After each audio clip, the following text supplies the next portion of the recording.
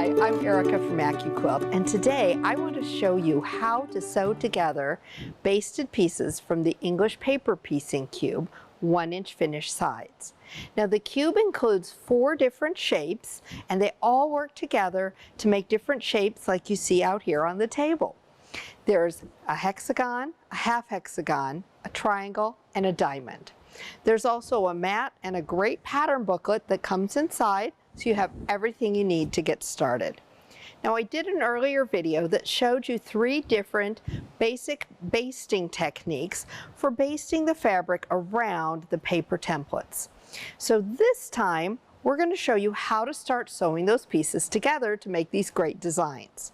Now if you're new to English paper piecing, I would suggest starting with the hexagon. It's really the basic shape, and you're going to be probably most familiar with the basic rosette from your grandmother's flower garden basic quilt. So we're going to start with that. Now there are a couple of things you're going to need. We're going to be hand sewing, so we've got a needle and thread here.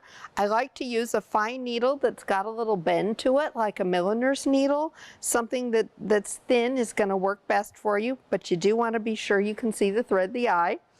And a finer thread, this is a 50 weight. You're going to want something that's going to kind of melt in, something that's going to match your fabric. You're going to need, of course, some scissors because we're going to be hand sewing. And if you're somebody who likes to sew with a thimble, this is a great chance to use that thimble too. I never got the knack of it, so I'm just going without a thimble today. And I like to keep all of these things together so I'm organized in a little bag, so I'm ready to take it off on the go with me. Now the last thing I like to use is a little clip. And I like to use this clip to hold the pieces together, and I'll show you how I do that in just a minute. Now before I get started, besides organizing my supplies, I like to lay out my design just so I have my roadmap and I know where I'm going. So I'm going to start with the center and one of the petals here from my rosettes. Our pattern booklet there has got 36 different what we call fractured hexagon designs to get you started, but there are so many designs that you can come up with. So I've clipped my 2 pieces together, and I'm going to be hand sewing these right along here with a little whip stitch. Now I've got a knot in the end of my thread, and really what you're going to try to do is pick up just a couple of threads on either piece at a time. And I kind of like to do the first one almost right on top of it itself just to anchor it in. So I'm going to get that started. And then just take little stitches, pick up a couple of threads on each side, and while you're going through, you're going to want to keep that needle straight across. It's going to give you your best little stitch with the least possible showing. If you're new to this technique, don't worry, you can either watch this video again, but we've got some other great resources for you. The booklet that comes inside the cube is going to have some great tips for you, and we also have this wonderful book by Katja Merrick. It's going to give you great basic instructions and some wonderful projects to make as well. Great. And when I get to the end, I like to do just a little slip knot just to make sure that everything's anchored. It's kind of the equivalent of a back stitch on your sewing machine. So I've got those 2 pieces sewn together. There we go. So now I want to go ahead and add another petal to my rosette. So I'm going to put this one over here. Now I'm right here. This is where it's going to go. I'm going to go ahead and sew those 2 petals together. I'm going to fold those here. I'm going to reposition my clip,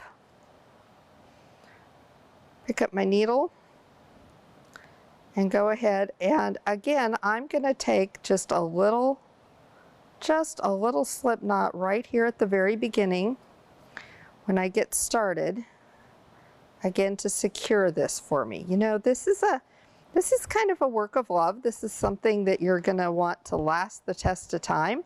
So go ahead and take the time to make those little extra knots just to make sure everything is super secure for you. You're going to be happier long term with your project that way.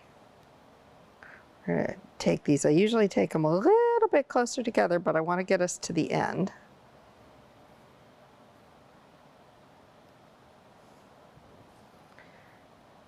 And I'm going to get us to the end, and then we're going to see how we go from there. Okay. So we've gotten to the end. Open that up. Now I need to sew it onto my center.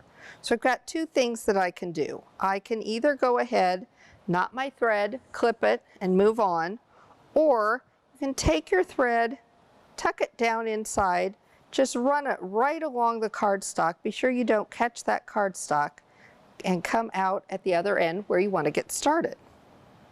That's going to cut down on making those knots. Now I can sew it to the center. So I want to go ahead and fold this together, and I'm actually going to fold my cardstock, go ahead, reposition my clip, and now I'm ready to sew this piece together. And you can see how we're going to follow the same pattern all the way around. You know, one of the reasons I like to use that clip is it kind of helps me loosen my grip. And so if you're somebody who tends to have a little bit of hand strain, it's really going to help reduce that for you. Plus it'll keep it nice and lined up for you. So then go ahead, sew all the way down here, and we'd be ready to start again. Sew another one together. So that is how easy it is. Now, if you're working with some of our other shapes, you can see on these diamonds we've got these little tabs. Those tabs are going to actually help you keep your pieces lined up as you're sewing those together, almost like little puzzle pieces. So those are going to really help you. So go ahead when you're basting those, I mentioned it in the basting video, go ahead, leave those tabs on and let them just help you keep those lined up and ready to go. So when you're sewing these together, again, you can start on the outer edge, sew into the center, go back out, and then in this case I probably would have knotted my thread and moved on and started down here and done another V.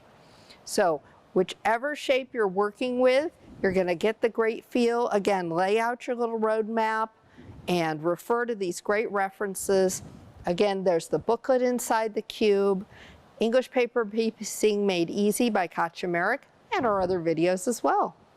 Well, I hope you'll enjoy working with your Go Cube English Paper Piecing 1-inch finished sides.